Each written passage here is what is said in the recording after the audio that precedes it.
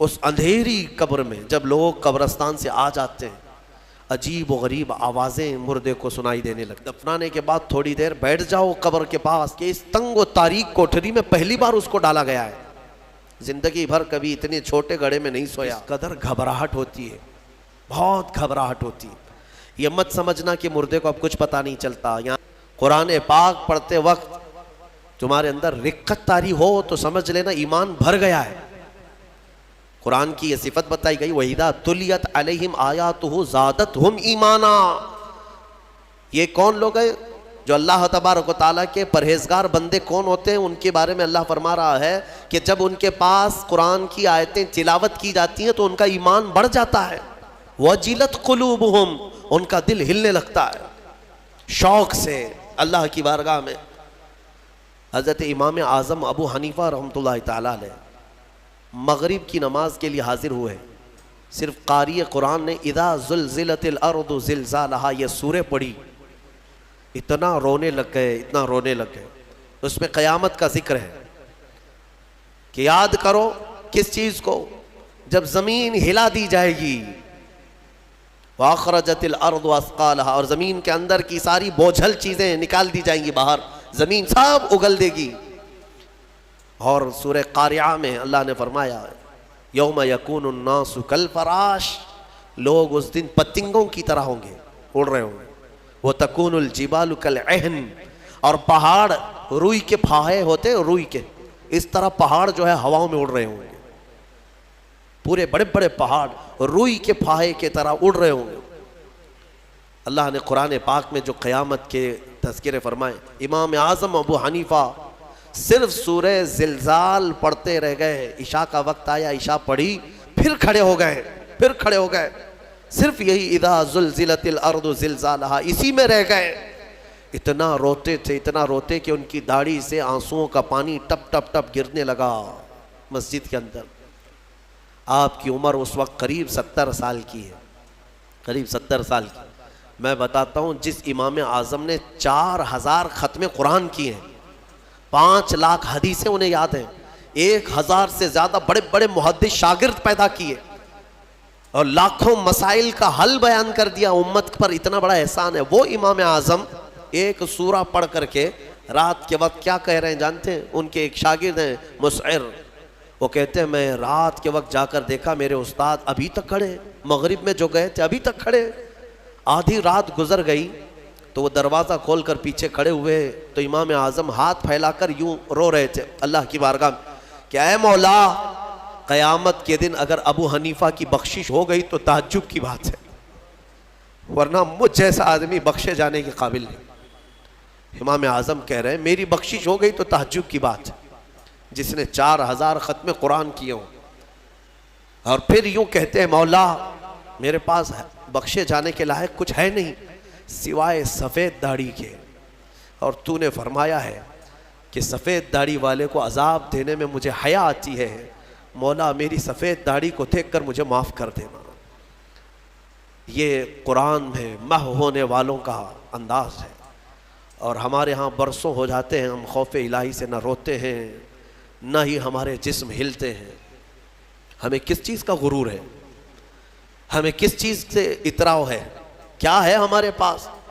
دنیا کے جو سب سے اچھے لوگ تھے وہ صحابہ تھے. ایک بار وہ زور سے ہنس رہے تھے تو میرے آقا نے صرف ان کو اتنی بات پر پوچھا کیا تم سبوں نے قیامت کی تیاری کر لی؟ تو اتنی زور سے ہنستے کس بات پر ہو؟ صحابہ ہنسنا بند کر دی. اور ہمارے حال یہ ہے نہ وضو ڈھنگ کا ہے، نہ قرات ڈھنگ کی ہے، نہ نمازیں ہو پائی ہیں، کچھ نہ ہو کر کے بھی ہمارا سینہ چوڑا کر کے ہم زمین پر گھوم رہے ہیں. اللہ کے خوف سے لرز جاؤ. اور قرآن عظیم کی تلاوت جو بندہ کرتا ہے کثرت سے، اللہ تعالیٰ کا وہ ایسا محبوب ہوتا ہے، ایسا محبوب کہ آپ دیکھنا موت کے وقت بھی اس کے چہرے پر نور طاری ہو جاتا ہے. ہاں اس کے لبوں پر مسکراہٹ ہوگی. قرآن کثرت سے پڑھنے والے کی روح آسانی سے نکالی جاتی. امام احمد بن حنبل بڑے امام ہیں، فرماتے ہیں نزا کیا وقت تھا ان کے، اور اس وقت سے کوئی باہر آتا نہیں، لیکن اللہ تبارک و تعالیٰ جسے چاہے موت کے منہ سے نکالے. ان کے ساتھ ایسا ہوا کہ قریب موت کا وقت آ گیا. اور سانس جو ہے پھڑکنے لگ گئی، ہلکی ہلکی ہو گئی، لگتا کہ اب روح نکلے گی، تب روح نکلے گی۔ اسی اثنا میں وہ کہتے ہیں کہ شیطان قریب آ گیا، شدت کی پیاس لگی تھی۔ اور شیطان، کس کی بات کر رہا ہوں؟ امام احمد بن حنبل کی۔ شدت کی پیاس لگی تھی اور وہ پانی لے کر قریب آیا اور بار بار مجھے اپنی طرف بلاتا تھا، کیونکہ پانی کے لیے آدمی کہیں پر بھی چلا جائے۔ وہ کہتے ہیں کہ مجھے اندازہ تھا کہ یہ ابلیس ہے، مجھے بہکا رہا ہے، لیکن پانی کی خواہش بھی ہے۔ اور اس کے بعد وہ آپ سے بحث کرنے لگا کچھ معاملات پر، موت کے قریب، جبکہ بولنے کی طاقت بھی نہیں۔ تو اچانک ایک خوبصورت نوجوان آیا، اس نے گھونسے مار مار کر کے شیطان کو بھگا دیا۔ شیطان بھاگ گیا، ڈر کر کے بھاگا۔ امام احمد بن حنبل کہتے ہیں مجھے سکون ہوا، کم سے کم اس کی شرارتوں سے بچ گیا۔ وہ نوجوان اتنا حسین تھا، بہت خوبصورت تھا۔ میں نے اس سے پوچھا کہ میں نے تجھے زندگی میں کبھی دیکھا نہیں، تو کون ہے؟ وہ نوجوان کہتا ہے احمد بن حنبل، میں سورہ یاسین ہوں، جس کو تم روزانہ تلاوت کرتے تھے۔ اللہ نے مجھے آج یہ شکل دی اور اس ابلیس کو میں نے مار کر بھگایا کہ تمہاری نزع میں وہ تمہیں گمراہ نہ کر سکے۔ بہرحال یہ کیفیت ان کی ختم ہوئی، آپ نے یہ بیان کیا، پھر بعد میں دوبارہ آپ شاید نزع کے عالم میں گئے اور انتقال ہوا۔ لیکن میرے عزیزو، اندازہ کرو، اتنے بڑے امام جن کا حال یہ ہے کہ لاکھوں حدیثوں کے وہ حافظ ہیں، ان کے ساتھ ابلیس اخیر وقت میں ایسے شدت سے گمراہ کرنے کی کوشش کرتا ہے، تو ہمارا اور تمہارا کیا حال ہوگا؟ اگر کوئی چیز اس وقت بچائے گی تو یہ اللہ کا کلام۔ یہاں تک کہ جب قبر میں دفن کر کے لوگ چلے جاتے ہیں تو قبر کے حالات بہت سخت ہیں۔ قبر بڑی چھوٹی ہے، ہم خود ہی کھودتے ہیں، جانتے ہیں کتنی قبر ہوتی ہے۔ اپنے مردوں کو آپ دفنا کر کے آتے ہیں، اتنی ہوتی ہے کہ کروٹ بھی نہیں لے پاتا مردہ، اور وہ بھی اس کو اتنا ٹائٹ کر کے نیچے پتھر یا اینٹ، یہ ڈھیلے سب رکھ کر کے قبلے کی طرف کر کے اس کو بند کر کے آ جاتے ہیں۔ پتہ ہے کس قدر گھبراہٹ ہوتی ہے، بہت گھبراہٹ ہوتی ہے۔ یہ مت سمجھنا کہ مردے کو اب کچھ پتہ نہیں چلتا، یہاں تک کہ حدیث میں ہے تمہارے چلنے کے چپلوں کی آواز تک وہ مردہ سنتا ہے۔ بولنے کی آواز تو چھوڑے، چلنے کی آواز بھی وہ قبر میں سنتا ہے۔ ہر چیز، زندوں کے کانوں سے زیادہ کان اس کے تیز سنائی دیتا ہے اس کو۔ اور جب لوگ چھوڑ کر کے جا رہے ہوتے ہیں، وہ اس قدر گھبراہٹ کا شکار ہوتا ہے کہ اس تنگ و تاریک کوٹھری میں پہلی بار اس کو ڈالا گیا ہے، زندگی بھر کبھی اتنے چھوٹے گڑھے میں نہیں سویا۔ ہاں، اب حضور پاک صلی اللہ علیہ وسلم نے فرمایا ہے، رشتہ داروں کو بھی کہا ہے کہ دفنانے کے بعد تھوڑی دیر بیٹھ جاؤ قبر کے پاس کہ اس کی گھبراہٹ کم ہو۔ لیکن کون بیٹھتا، کون ہے؟